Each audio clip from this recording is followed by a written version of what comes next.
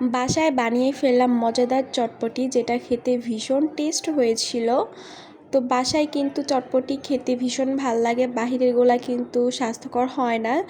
তো ফাইনালি আমিও বাসায় বানিয়ে ফেললাম। তো কিভাবে কি করলাম সবই থাকছে আজকে ব্লগটা শুরু করার আগে আপনাদের একটা কথা বলি, কে কোন জায়গা থেকে ব্লগটা দেখতেছেন তার অবশ্যই কমেন্ট বক্সে জানিয়ে দেবেন। তো আসসালামু আলাইকুম এভরিওয়ান, কী অবস্থা সবাই? দিস ইজ উর্মি ইসলাম। আশা করি সবাই ভালো আছেন, আমরা আল্লাহর রহমতে অনেক ভালো আছি। এখানে সারা রাত আমি যেই ডাবলিগুলো আছে সেগুলো হচ্ছে ভিজিয়ে রেখেছিলাম। ভিজিয়ে রাখার পর পরদিন বিকেলবেলা হচ্ছে এটা আমি সিদ্ধ হইতে দিছি।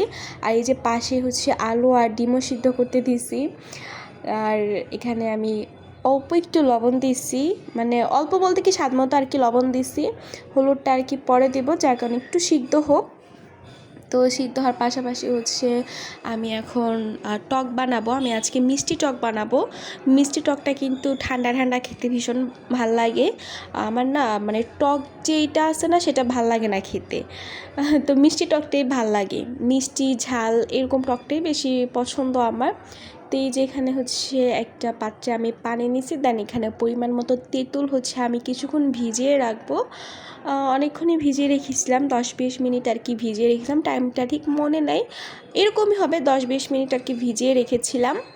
তো এখন এগুলো আমি একটু দলা পাকিয়েছিল, তো সেগুলো একটু ভেঙে এখন আমি সুন্দর করে ভিজিয়ে রাখবো কিছুক্ষণ আর কি।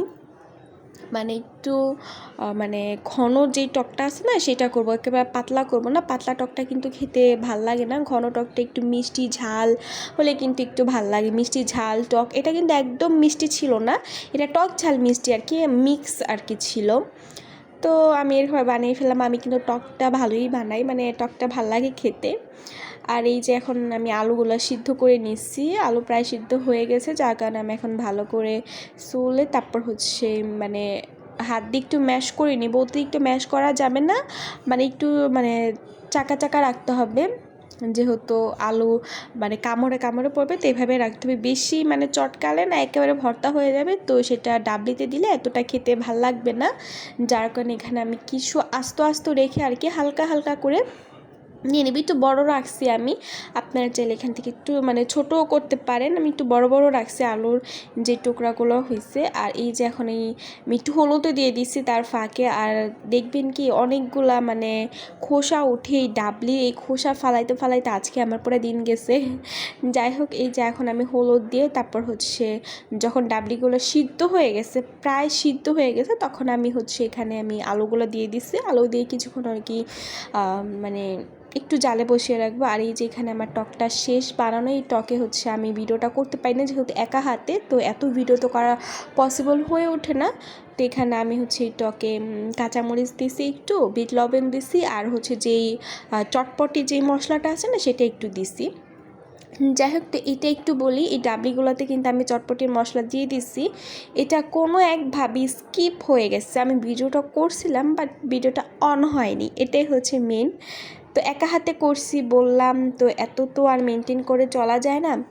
তো সেই ডাব্বিতে আমি হচ্ছে বিট লবণ দিয়েছি, মানে নর্মাল লবণও দিছি আবার বিট লবণও দিছি আর কি। এটা হচ্ছে আপনারা চাইলে নাও দিতে পারেন, আমার কাছে ভালো লাগে দ্যাটস ওয়াই আমি দিছি। আপনারা মানে এটা স্কিপও করতে পারেন। আমি একটু হচ্ছে লবণটা টেস্ট করে নিয়েছি যে কেমন হয়েছে, আমার লবণটা একটু বেশি হয়েছিল।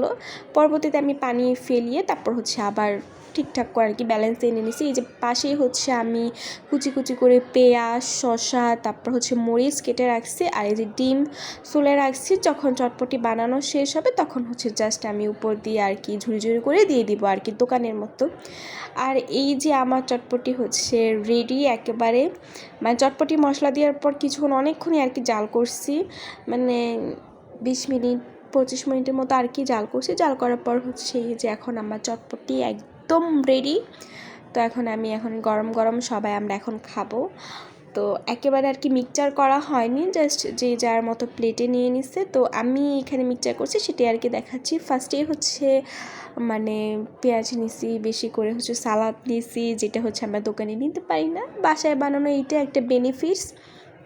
তো এখানে হচ্ছে আমি মরিচ নিছি, দেন হচ্ছে একটু চিলি ফ্লেক্স নিছি, যেটা না আমার মানে বানাতে মনে ছিল না, এটা আমি লাস্ট পর্যায়ে এসে জাস্ট মানে মরিচগুলোকে ভেজে জাস্ট হাতে আর কি ডলে নিছি। হ্যাঁ মানে মনে ছিল না, জাস্ট তাড়াহুড়ার মধ্যে লাস্টের পর্যায়ে আর কি করছি। এই যে চিলি ফ্লেক্স দেওয়ার পরই হচ্ছে আমি উপর দিয়ে একটু ডিম কুচি দিয়ে দিতেছি। বেশি করে ডিম নিতে হবে যেহেতু বাসায় বানিয়েছি বলে কথা। যাই হোক, আমার চটপটিটা কিন্তু খেতে ভীষণ টেস্ট হয়েছিল। আপনারা চাইলে এইভাবে ট্রাই করতে পারেন, আশা করি আপনাদের কাছেও ভালো লাগবে। তবে ফুল রেসিপিটা মানে দেখে ফলো করতে হবে, এইটাই হচ্ছে মেন কথা।